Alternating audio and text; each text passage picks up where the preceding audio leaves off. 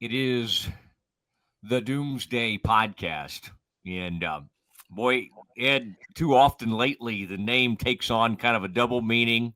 Obviously, an ode to those old great Cowboys defenses with the Manster, Harvey, Ed Too Tall Jones, and the whole gang. But the news pops the other night, and Ed, people have been, hey, when's the Doomsday? When's the Doomsday? And you put out a tease. We're going to have one after the news conference. So Ed and I have just rushed back to our respective studios from the Cowboys news conference, and it was pretty well attended. All the Cowboys people were there. The Jones family, the Schottenheimer family, and we will get into kind of what we heard today. Anything that might be hopeful to you, things that are very concerning. I would say Jerry was not real like long on great detail or great answers today. It was very leaning in Ed story time and that kind of thing, which Jerry can certainly do from time to time. And I just wanted to start off by kind of getting your just that first initial Friday night at whatever time it was, 8:30 or so, 8 o'clock or 8:30, the Friday news dump.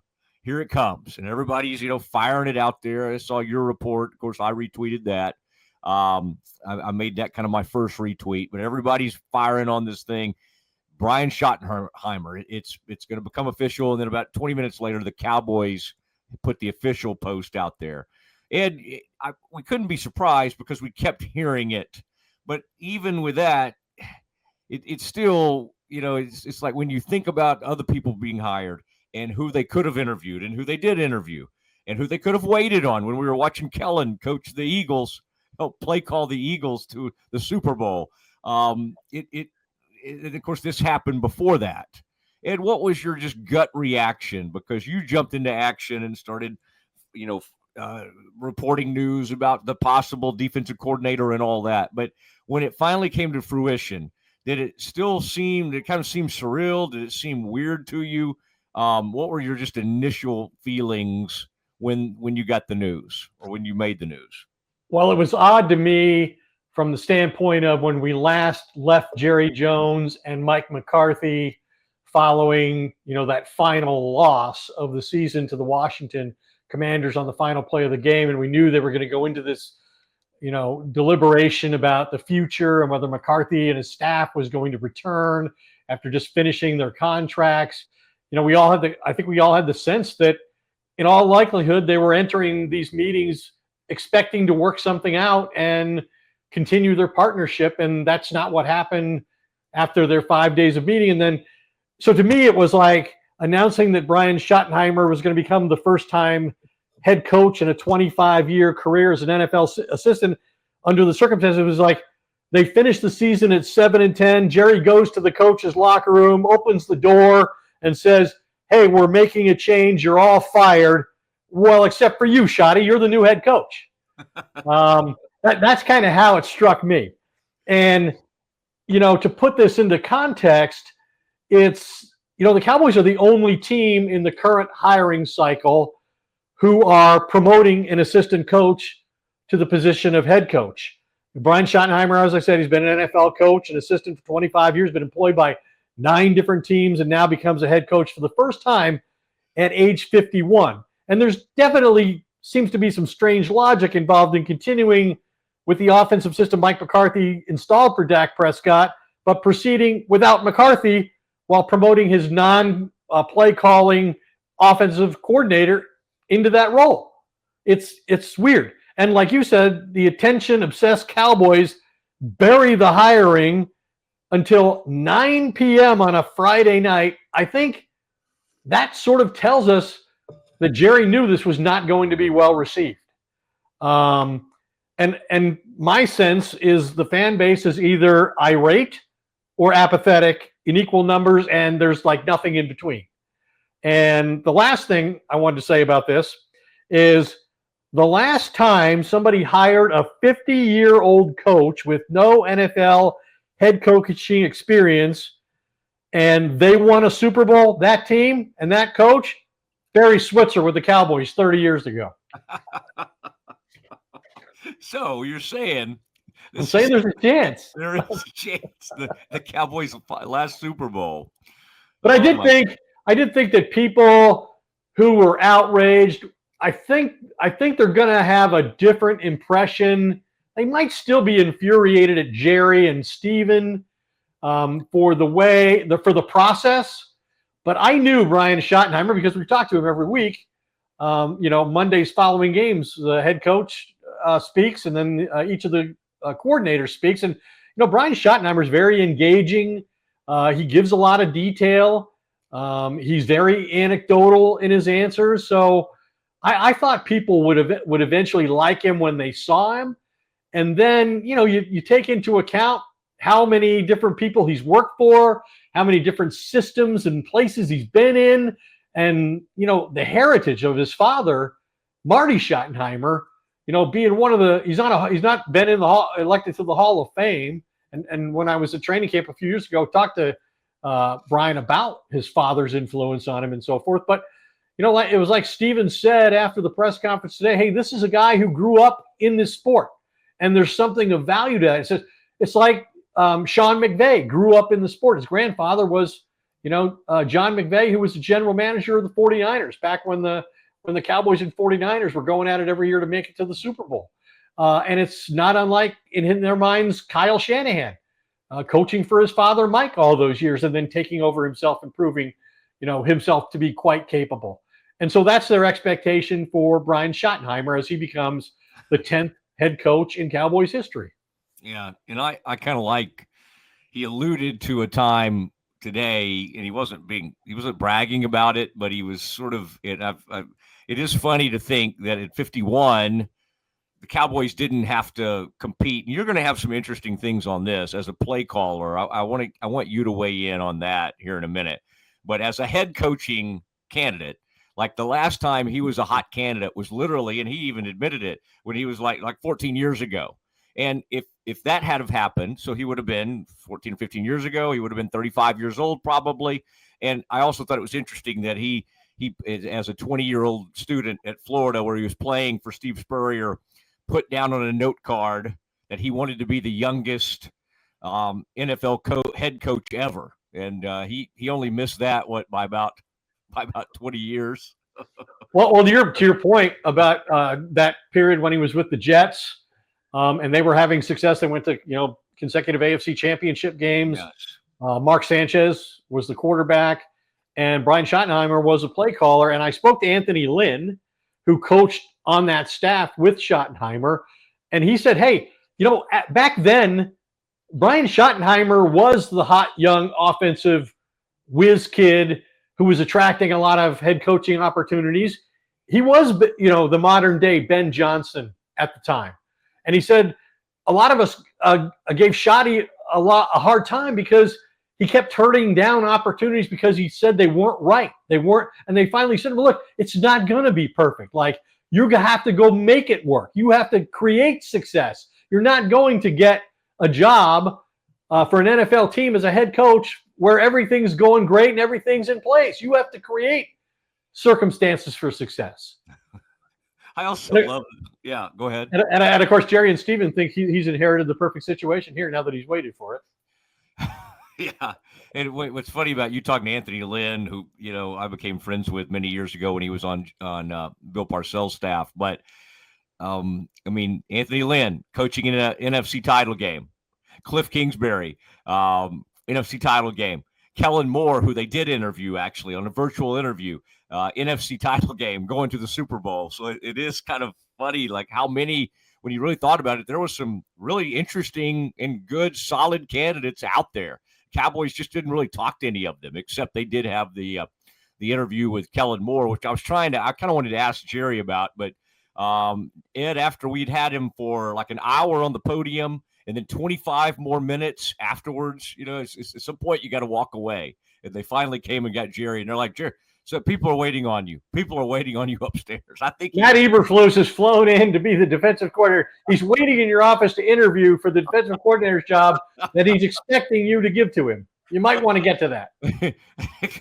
He might have some other opportunities, so you might want to go talk to him. Okay, Ed, that was our longest intro ever, but I think it was worth it. Zach from Rogue Media Network. Please play the music.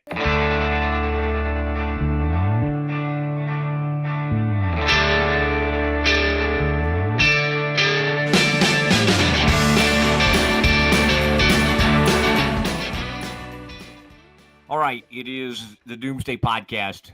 Once again, Ed and I coming straight from Frisco.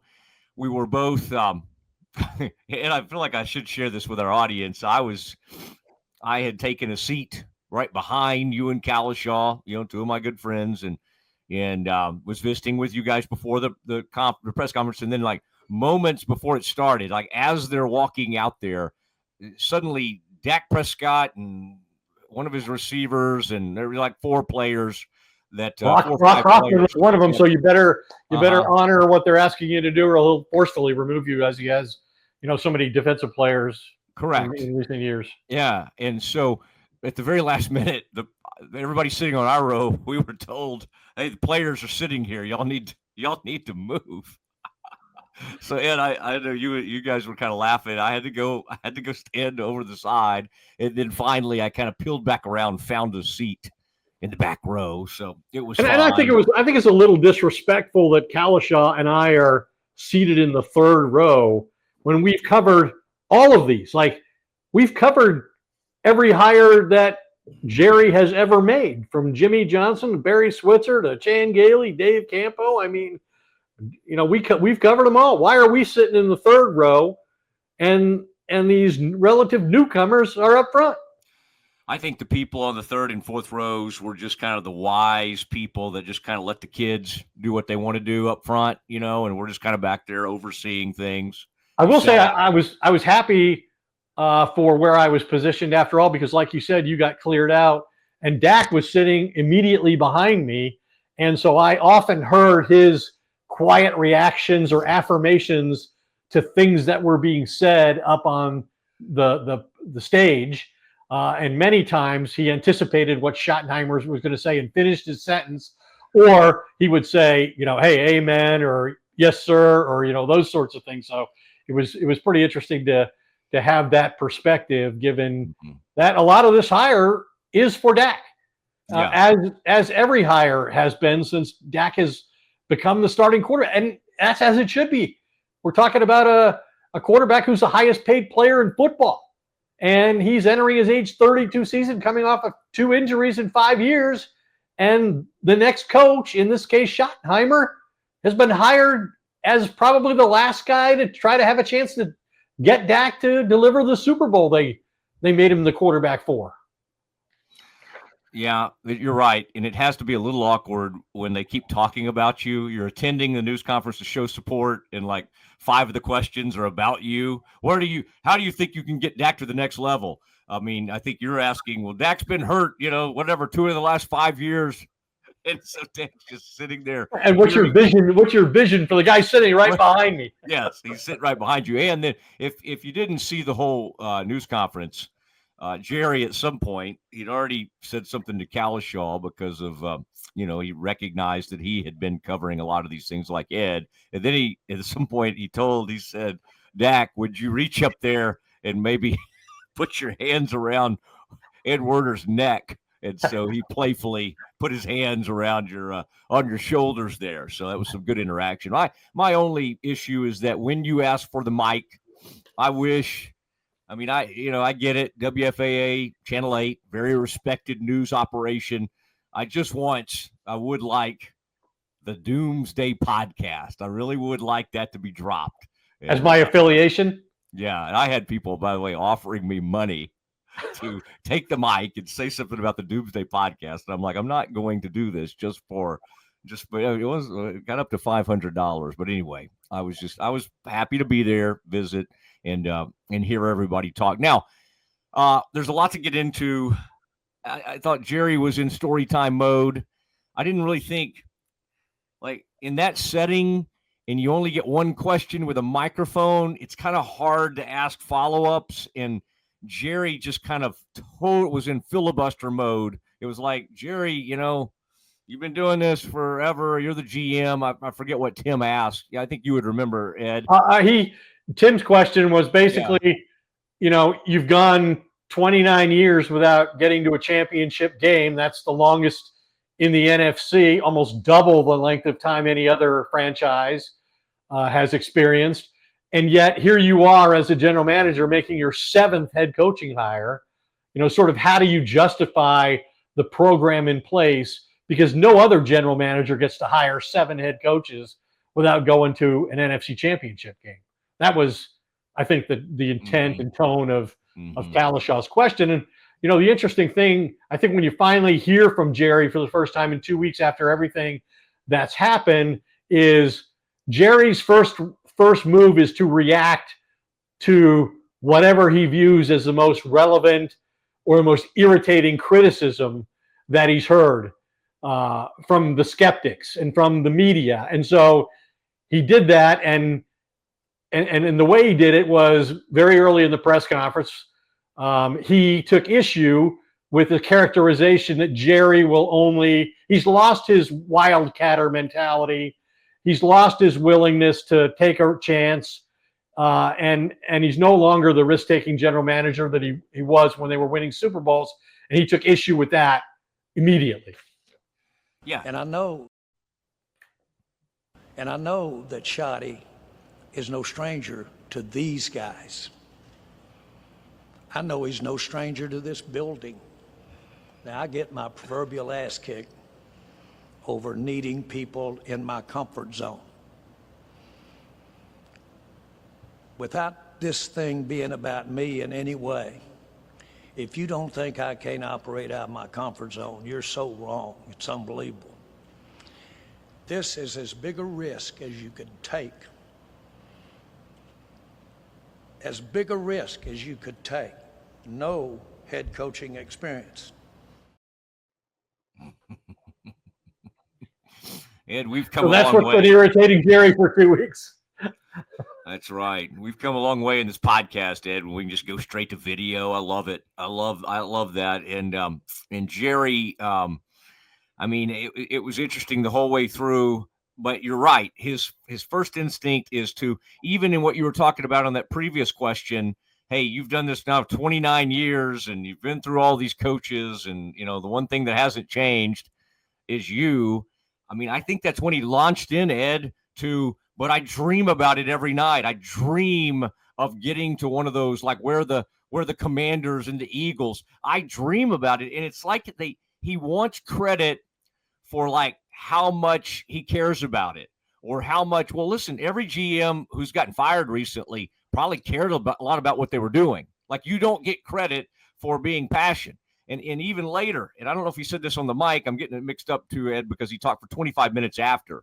But he was like saying something along the lines, it may have been when he was in front of everybody, how this was this was when he bought the team, right? It was like a passion move. It was a passion buy, and it was a bad business deal. And he loves talking about that and going back to that, because it's like I think it's gotten so bad, and he knows people are so upset with him that he constantly feels like he needs to go back to the Arkansas days, or go back to like how much he sacrificed and went through to be where he is. And the truth is, no fan cares about that. They just don't. Some of those stories are somewhat interesting, but the fans are just upset.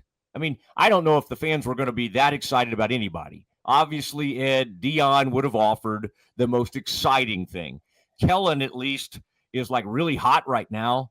Coming off, and I know it's, a lot of it, people say, well, he has Saquon, whatever. he's getting it done. He's the one calling all those plays to Saquon. At least he knows he's got a monster. They didn't do that with the Giants. They weren't winning like this with the Giants and using him like this. So I think Jerry, you said something interesting, Ed. It's like it's the only way he knows how to respond is to get back into, I've taken more risk, and this was another thing he said, in the past 5 years than any, combined for the rest of my career. And it's just, again, what does it get him? And even you were over there talking to Steven, because I was over with Jerry afterwards. And I think I read where Steven, again, got back into that thing where he said, we've been like the 6th best organization over the last however many years, 10 or 15 years. I mean, Ed, that's what they keep coming back to. And it's very infuriating to the fan base. Well, he has taken a risk with Schottenheimer in the way that he says, in that nobody else is doing it this way in this hiring cycle, as I pointed out from the start. And if you look at the Cowboys' history of doing this sort of thing, they've done it 2 other times. They did it with Dave Campo with no head coaching experience and promoted him from within the staff, and he went 5-11 3 years in a row.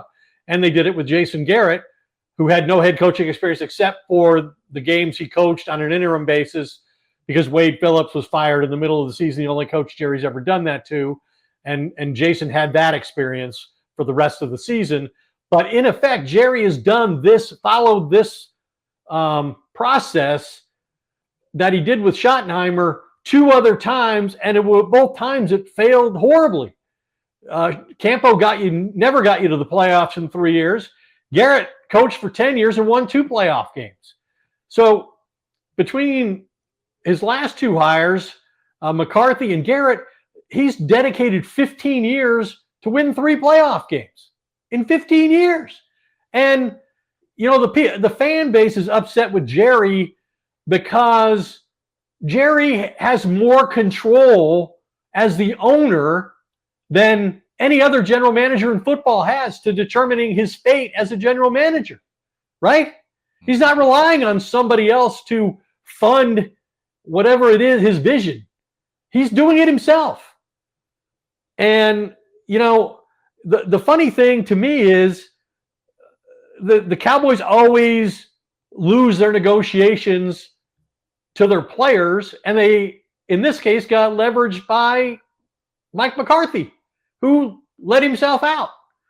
And it's just, I just don't understand, Jerry's talked so many times about, you wouldn't believe the size of the check that I would write to win me another Super Bowl. Right? Mm-hmm. That's what he says all the time. And I think he would do that. I have no doubt. He said, you wouldn't believe how many zeros will be on that check. But the problem is, that's not what's required to win a Super Bowl. What might be required to win a Super Bowl for the Cowboys is for somebody else to be the general manager and put the team together and make the coaching hires. And that Jerry won't even consider. He said it again today, that he's the best one equipped to make these kinds of decisions. And I was interested that Stephen, and we're going to hear from him in a minute because you referenced it, he provided sort of the low moment of the press conference, I thought, today, with how he made reference to the 29-year drought the Cowboys have experienced here without going to a championship game. But he also basically said, we wanted, ultimately, as we talked to McCarthy and we evaluated our options for the next head coach, we kind of decided that we wanted to make a change. The change was necessary, but we wanted to do it carefully, right? So they're making a change. They're moving forward from the McCarthy offensive system, and Schottenheimer's going to call the plays. He was adamant about that. In fact, this was the most interesting thing I took from the press conference. And you can go into what Jerry's highlights were relative to Dion and Jason Witten speculation and all that. But Stephen said that there was no world in which Mike McCarthy was coming back as the head coach and Brian Schottenheimer was going to stay in his role as offensive coordinator, not calling plays. That Schottenheimer had other opportunities outside the organization to call plays as an offensive coordinator, and he was prepared to leave the Cowboys if they weren't going to let him call the plays. And so part of this ultimate decision was, are we willing to move on from McCarthy and lose Schottenheimer? And ultimately, they decided they weren't willing to do that. And I asked Stephen Jones, well, what was the difference in your minds as you interviewed Kellen Moore, who obviously was the offensive coordinator here and play caller, and very successful, good relationship with Dak, offered a lot of the same things Schottenheimer did, and he really didn't want to get into the differences between the two, but I think it would be obvious to anybody that they feel like Schottenheimer's personality and leadership traits and experience make him more capable of commanding the room than Kellen Moore. And maybe they'll regret that if Kellen Moore goes and wins a Super Bowl, as he's one step away from doing that. If he becomes the one who's on the team that finally beats the Chiefs and denies Patrick Mahomes a record third consecutive Super Bowl. But that was, I think, the basis of that decision. And I don't know if you want to hear from Stephen Jones now and the remark he made that infuriated everyone, and we can react to that.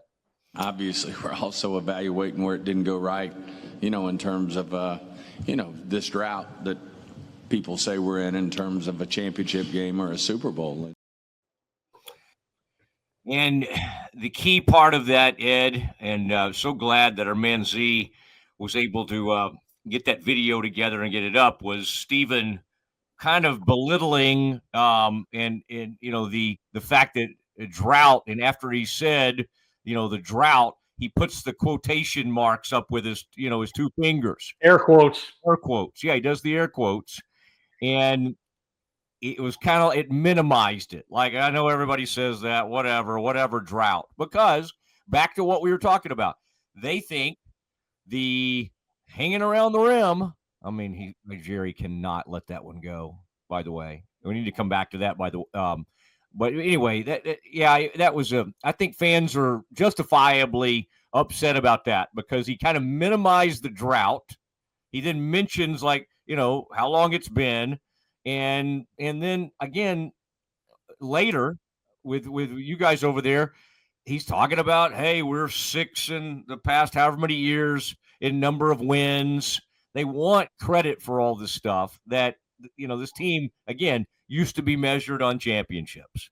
And now, Ed, if they even sniffed an NFC title game, I think there should be parades. I mean, they just seem always, that right now they just seem so far from that. Even after some of those seasons, right, when they won 12 games and they go out and get embarrassed by Green Bay at home. And to your point from earlier, McCarthy, I mean, think about how McCarthy feels. So they have that talk, and whatever they, what was it was, how many years McCarthy wanted, I don't know where the thing, blew up. But what Jerry wanted to get out there today, and what Steven did, is like, we were ripping, even if Mike stayed, we were taking the play calling away from them, or away from him. And, think about that. He was so excited to have the play calling. That was going to be a so big deal. Oh, we're going to run the ball. We're going to blah, blah, blah. When Kellen left, he was talking so big. They were going to rip it away from him. Yeah, all Kellen wanted to do was blow up scoreboards, and I want to run the football and protect our defense. Well, Kellen ran up the scoreboard yesterday, 55 points to send a championship game record, 55 points to send the Eagles to another Super Bowl. Mm-hmm. He most certainly did. And but Ed, let's remember, perhaps does not command the room, They've said that about other coaches too. Yeah. That was their concern. They said it about Matt LaFleur when he left the Titans and Mike Vrabel's staff to go to Green Bay, and all he did was become one of the winningest coaches in NFL history his first 3 or 4 seasons in the NFL. And I think he was the coach who eliminated the Cowboys last year on their own field. Yeah. The other thing, you're right. The other thing that kept popping up was this idea of osmosis. I mean, if that's not an embarrassing deal. Now, listen, Brian Schottenheimer has done nothing wrong here. He's done a good job, and he's gotten promoted. It's not his fault. I don't think really the anger, and most people I don't think are putting the anger toward him. Yeah, except for like it's the search, right? It's you interviewed 4 people. 2 of them were to honor the Rooney Rule. The other one was Kellen Moore, who I found out they only interviewed for an hour and 45 minutes. They had a 3-hour limit. They used an hour and 45-minute Zoom to talk to Kellen Moore, and they never committed to talking to him ever again. And so it was clear that the Schottenheimer, they were moving in the direction of Schottenheimer from the very beginning. Although arguably it took them 8 days to get there from the time Jerry, sent out his press release that McCarthy was leaving the organization to them saying, hey, we've interviewed Brian Schottenheimer as a potential head coach. But yeah, I mean, it's not entirely his fault, other than the process looks bad because you're the Dallas Cowboys. And as Jerry said so many times, defending himself in this realm of hiring coaches, the Dallas Cowboys, because of who we are, we can have the best there is in coaching, and yet they almost never do. And in this case, it wasn't an exhaustive search. They didn't interview the best candidates. No. they didn't interview the best college guys because they didn't officially interview Dion. They only talked to him on the phone as their first call. They didn't interview Ben Johnson. They didn't interview Aaron Glenn. They didn't interview Leon Cohen. They didn't interview the Super Bowl winners like Mike Vrabel, or they interviewed Pete Carroll on the phone. I guess it wasn't an interview. They had a conversation with him. We thought it was mostly, to get a sense for Schottenheimer since they worked together for 3 years. But Stephen did say that they did discuss the job with Pete and his vision. But obviously they still decided ultimately to hire Schottenheimer, and Pete was being introduced today as a Raiders head coach. Was Pete thinking about a reunion? If Schotty didn't get this job, was Pete going to bring him to the Raiders? I don't know. Las Vegas Raiders. I'd like to know where Schotty was going to have these interviews. Where he was going to call plays. Yeah. Oh, that's right. Where he was going to go interview and then get to call plays. Yes. Right. I don't know, but that's what they said. I have no reason to doubt them. It's entirely possible. I mean, he's been a play caller for other franchises, so it's fair to suggest that he might have had that opportunity somewhere else, and somebody else might have valued him in that way. He obviously, as he said, he and Dak work well together. They punch each other's buttons, as he said. When I asked about what's your vision for Dak Prescott at age 32 and coming off of 2 major injuries in 5 years, suggesting he's got very limited mobility. I mean, he talked about he's going to be an elite quarterback again, and we're going to win a championship with him. And if we're not going to do that, then why are we doing this? I thought you should have said, what's the plan with the invalid sitting right behind me? Oh, man. The point I was making earlier, too, and I want to get to this clip. I think we have another one of Jerry.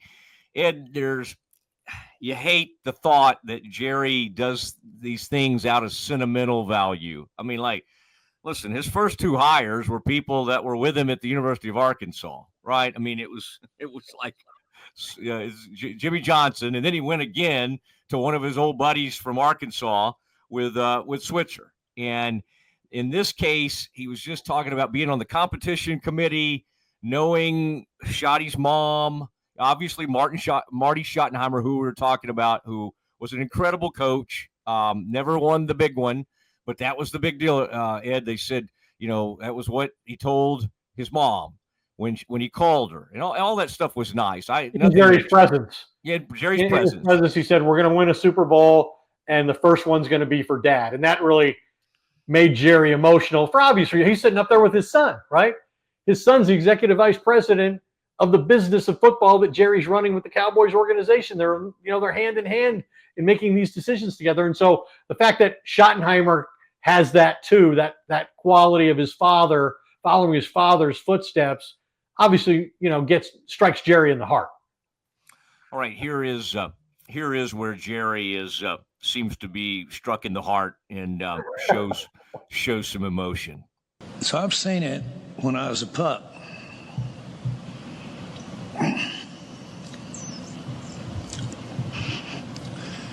I have a good background in the makeup of what a coach is. To think that you could make a decision in an interview and not have talked, if you didn't and hadn't ever communicated or had a visit, I wouldn't dare have had an interview unless I talked to many, many people. Okay, yeah. I mean, I'm sure he called up the whole world about Leslie Frazier and Saleh, and I mean, the very thought of me not doing the most meticulous. But Jerry, what about these guys that are supposedly, who you just mentioned, Ed?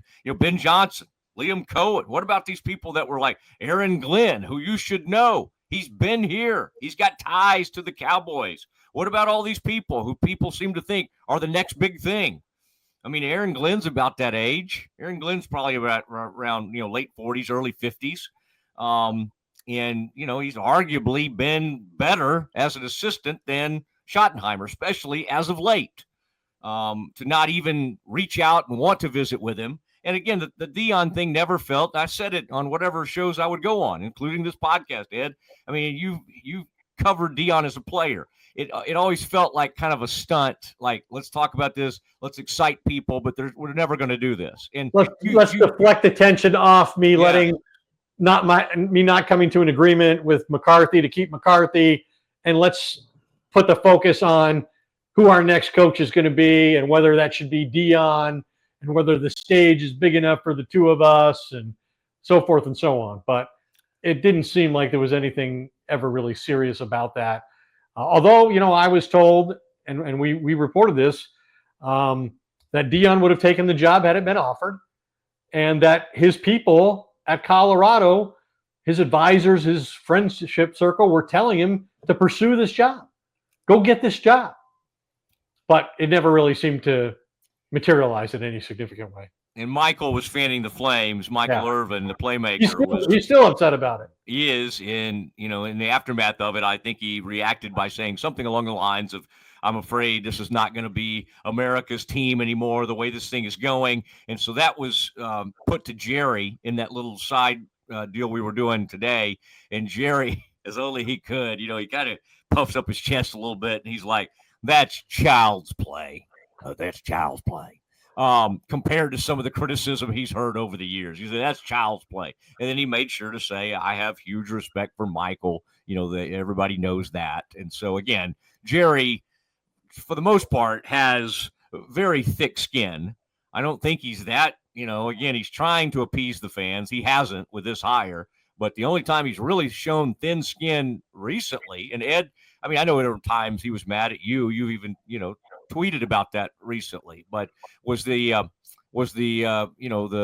radio host over at the team flagship, the Fan, when he was like, I could have y'all's jobs or I could make a change, and that was a weird deal. That was kind of like, wait, what's going on with Jerry? He's threatening this guy's job on the air. That, to me, that spoke to kind of like how frustrating it was out there. But again, they've reacted by hiring Schotty, and as you and I have both pointed out, Ed, and I tried to do it as a sort of a joke, but I think it's true. It's like he literally, it's like a stamp of approval for Mike McCarthy.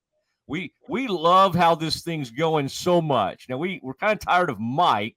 We're going to move on from him, but we really want to do everything we were doing. We like, and so that came up today also on that side visit.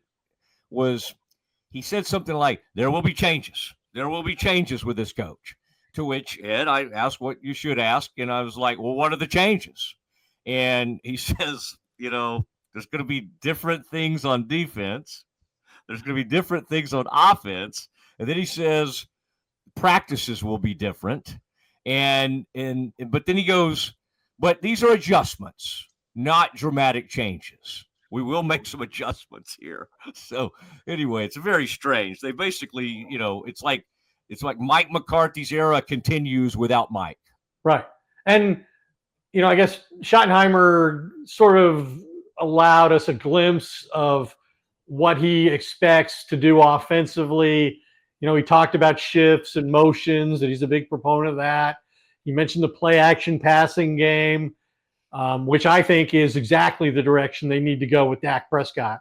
If you look at the numbers, where he was as a rookie and where he is now in terms of the shotgun snaps have gone up to like 70% of the time he's in the shotgun.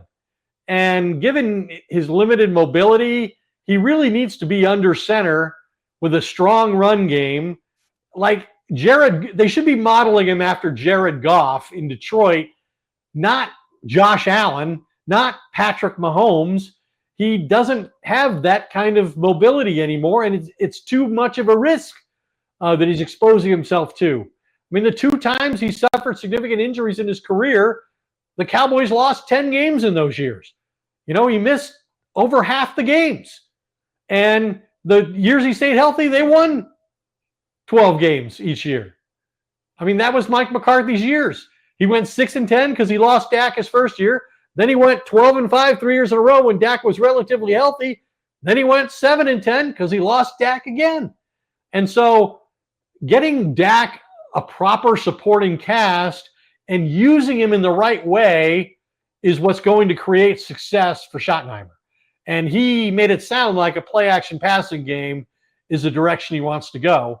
And under centers, like we've talked to Dak, he's fine with being in the shotgun, but he welcomes being under center and using like he's good enough to turn his back to the defense and find his receivers. I mean, he's going into his 10th year. There isn't anything he can't do that way. The things he can't do are the physical things he can't do anymore without substantial risk that they should no longer be willing to take. Yeah, and Steven said something along the lines of, we think, and of course, Dak's sitting back there, so he's not going to say, well, we think we have a top 15 quarterback. He said, we think we have the best quarterback, one of the best quarterbacks in the league, if not the best. And as he said that, I'm thinking, well, you just saw one guy that's going to his seventh straight. He just went to his seventh straight AFC title game. He pretty much goes to the Super Bowl every year. I mean, he's actually on a better pace at his age than Tom Brady was. So to suggest, we can think right now in for terms of like playoff success and just overall what they're putting up. I think we could pretty quickly list 6 or 7 quarterbacks ahead of Dak. So to suggest he's again, hopefully he has a breakout year. The truth is, we kind of forget this, Ed. 2023, he was in MVP consideration, right? He was right up there. In a second.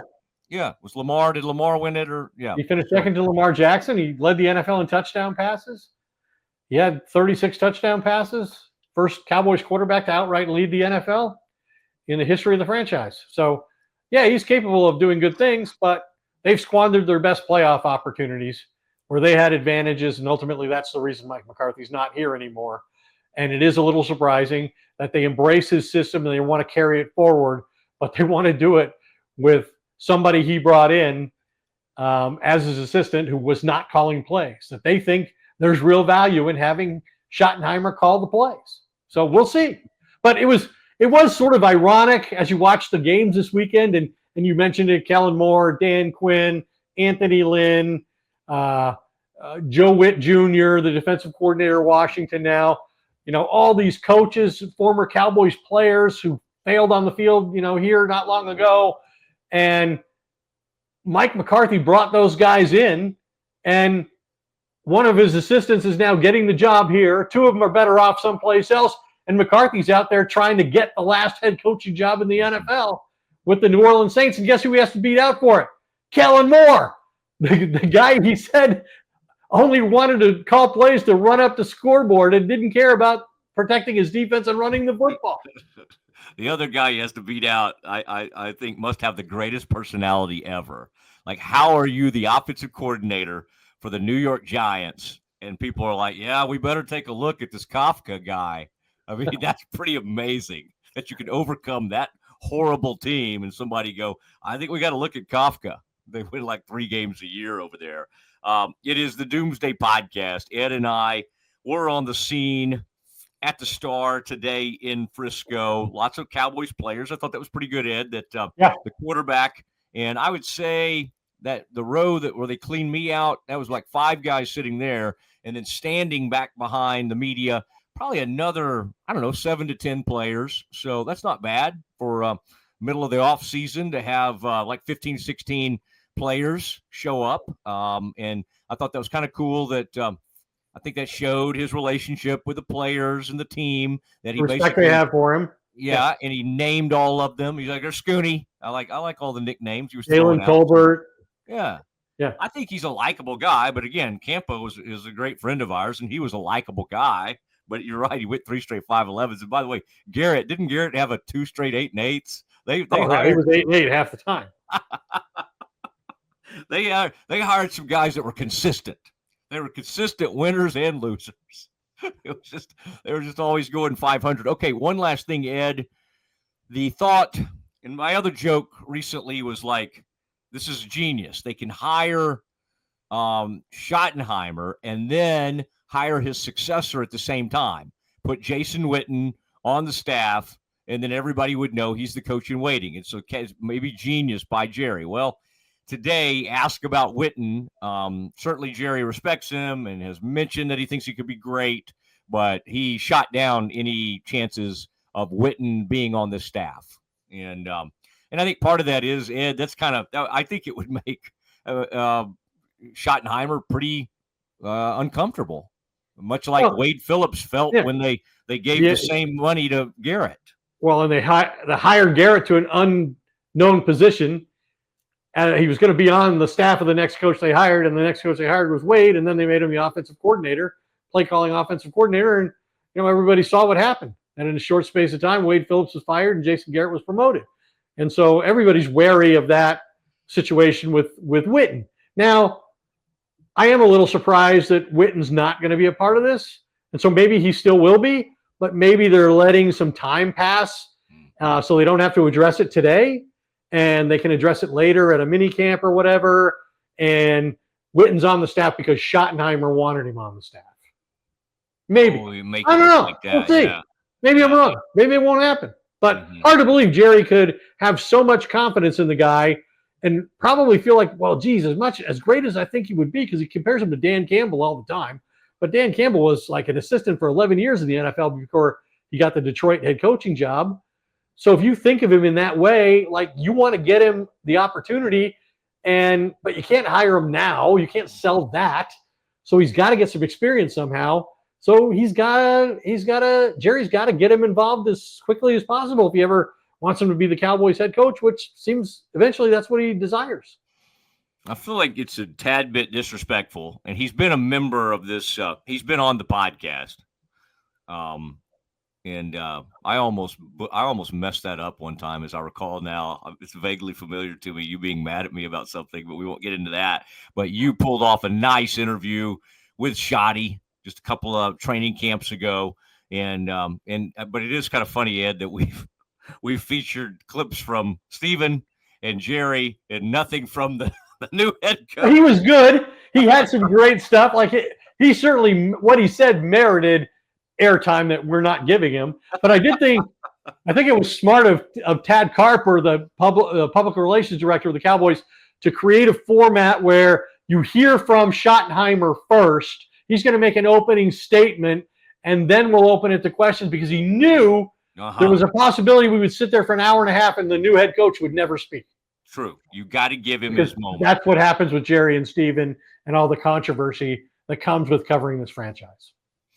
Yes, and that's why Jerry had a big crowd afterwards, and then Steven had, smattering of people, including you, and then I don't know if anybody ever tried to run over to Brian. He was taking pictures of his family. Yeah, he left, and then he went upstairs because he had coaches to interview. Oh, last thing, Ed. I'm glad you brought that up.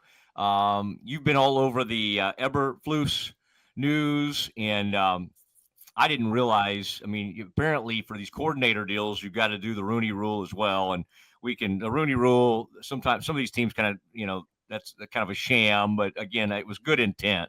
But the way they abuse it is kind of weird. But Ed, are you still? I mean, I guess that's pretty much, we know that's happening. And then what else about the staff? We're starting to hear more and more. In fact, I think there was an outside linebackers coach I saw that was coming in for an interview that popped up on my feed during the news conference. Anything? What's the latest on Eberflus? Yeah, Eberflus, who was obviously here for 6 or 7 years on Jason Garrett's staff, first as the linebackers coach and then as like a passing game coordinator under Rod Marinelli.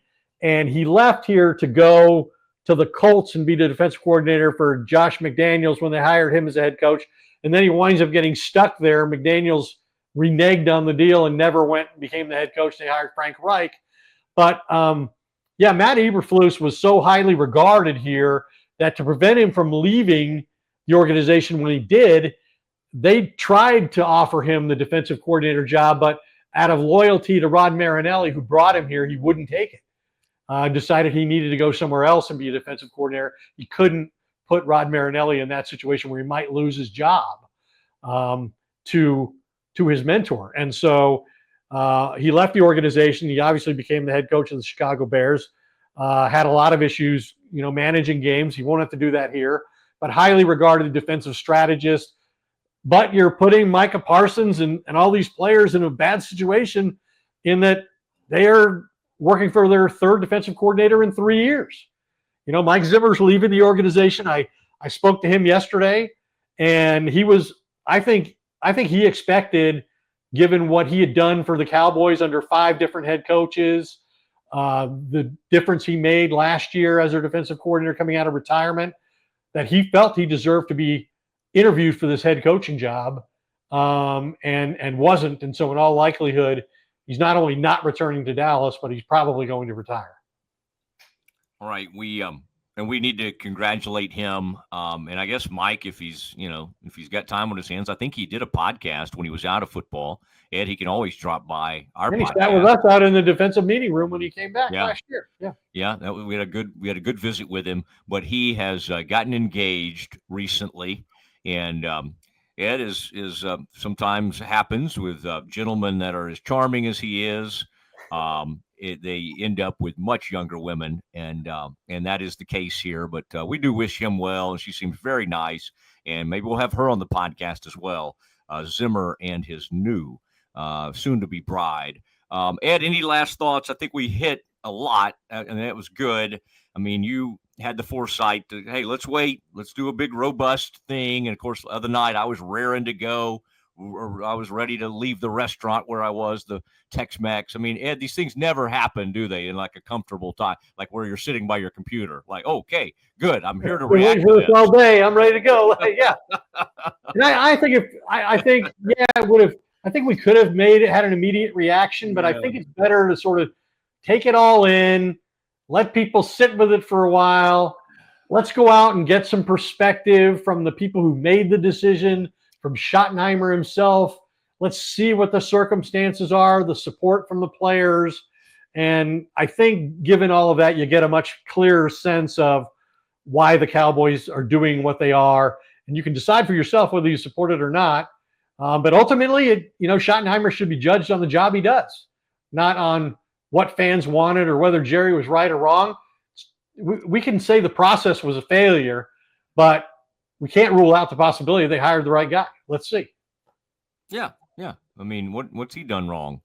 He just accepted. He's kind of like, and somebody said, "Were you surprised?" I think he really wanted to go, "Yeah, I didn't think I was going to be the head coach of the Cowboys," but of course he didn't. He didn't go that way. And he's well. He does a good job. He presents well. They all like win the news conference, except for Sirianni, and even Dan Campbell was mocked on his first news conference. I thought this guy hit it right down the middle, was about what you thought he would be, sounded fine, think he could command the room. There's no issue like, it's just a strange, as you said, strange process, and a strange, honestly, someone that they ended up with. But who knows? It could work. And then I wouldn't know what to do with Jerry if Jerry like gets back to an NFC title game. I mean, it would just, can you imagine? He might just go straight to heaven. He was asked, by the way, in our little sidebar with him, do you plan to retire anytime soon? Knew he was kind of like really kind of poking him, like he just walked up and started being like, "You're 82. How could you even get out of bed in the morning?" I mean, he was asking questions like that. And Jerry asked if he was going to retire, said, "No, not at all," I think was his response. So, I mean, again, Ed, you and I would not be surprised if at 93 or 94, he's still doing these things. And somebody said, this could be his last hire. Give me a break. I mean, he could have 3 more hires. He's going to outlive us all. Oh, yeah. That's the way it is. What's the guy from Rolling Stones? He's kind of like Mick Jagger? No, Keith. Keith Richard? Yeah. They said the only people that survive like a nuclear attack are the cockroaches and Keith Richard. Yeah, that was the big saying. Okay, Ed, thank you. Good work. Good stuff. Yeah, I enjoyed it. I like a big close up of you. We got right. Oh, there you go. Where's he gone? Always good to have Ed from the home studio for Ed Werder and Rogue Media Network, the Z-Man, doing a great job jumping in today, doing all this stuff on the fly. I am Matt Mosley. That has been the Doomsday Podcast. Good night, everybody.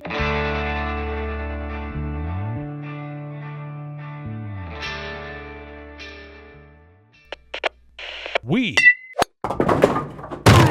are Rogue Media Sports.